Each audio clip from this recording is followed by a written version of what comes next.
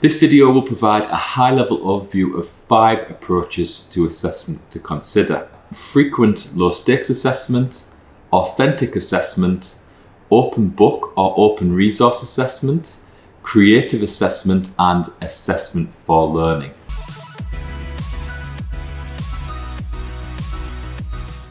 Assessment should inform the learner and the educator to how the learner is doing. How are they performing? Can they demonstrate knowledge and skills? Should they be progressing? What gaps might need to be addressed? How effective is the teaching? And what direction should be taken next are all just a few considerations for the purpose of assessment. What do your assessments take into consideration? Many believe that their discipline can only be assessed by a particular assessment method. We must use multiple choice questions because of this, and this. We can only use exams because of XYZ reason. The truth is we should be looking at the learning outcomes of our courses and not the discipline in order to select the most appropriate assessment. All too often, assessments are focused on the learner's ability to remember and regurgitate information in an exam. But what's the use of that?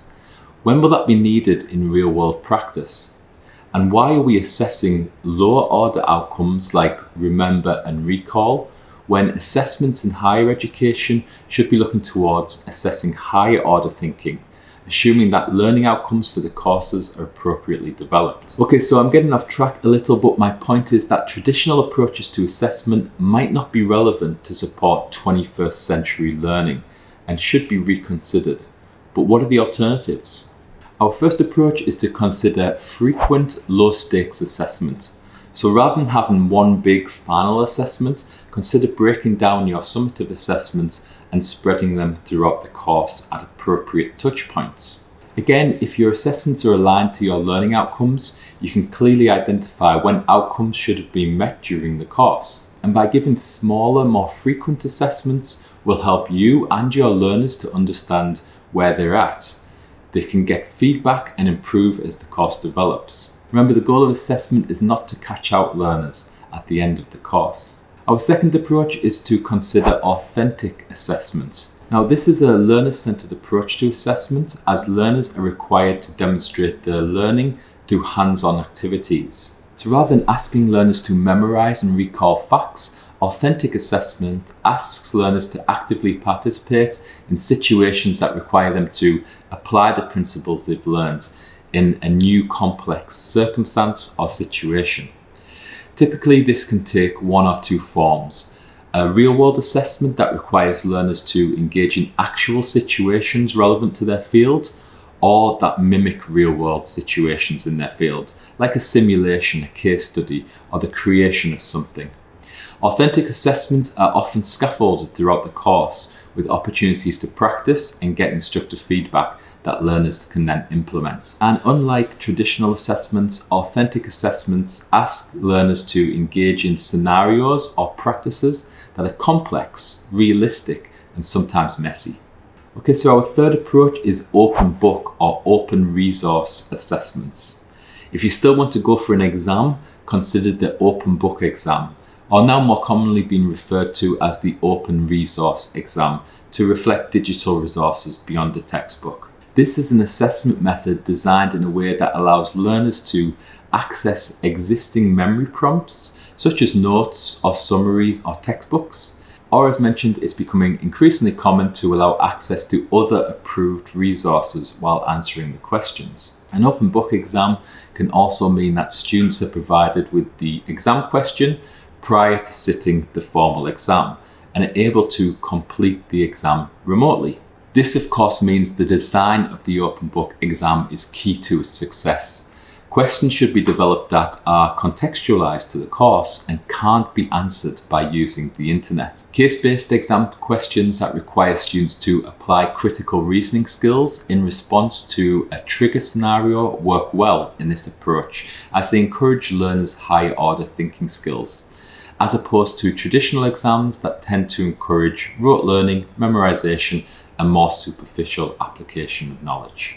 So if you're asking your learners to remember a formula or a procedure, for example, think about how the application of that formula or procedure could be incorporated into a case or a scenario to provide a deeper, more robust learning and assessment experience. The fourth approach is to get more creative with assessments.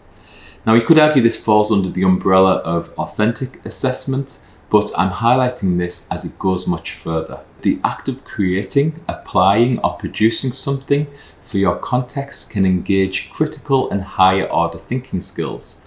So how can we engage our learners in more creative, practical assessments? Well, I'm going to put a pin in this one for the sake of time and because I want to create a video that's dedicated to this topic in which we'll look at things like e-portfolios, project, group work, video creation, podcasting, pitching, presenting, storytelling, and more, as approaches to innovative and creative assessments that are applicable to any discipline.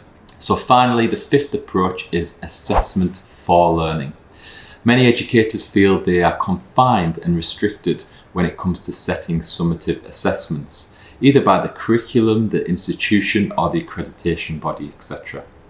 However, everybody has flexibility to introduce assessment that supports the learning process within their course. Referred to as assessment for learning, formative assessment, or making learning visible. These approaches provide learners with insight into where they are through constructive feedback, which is then used to improve their performance.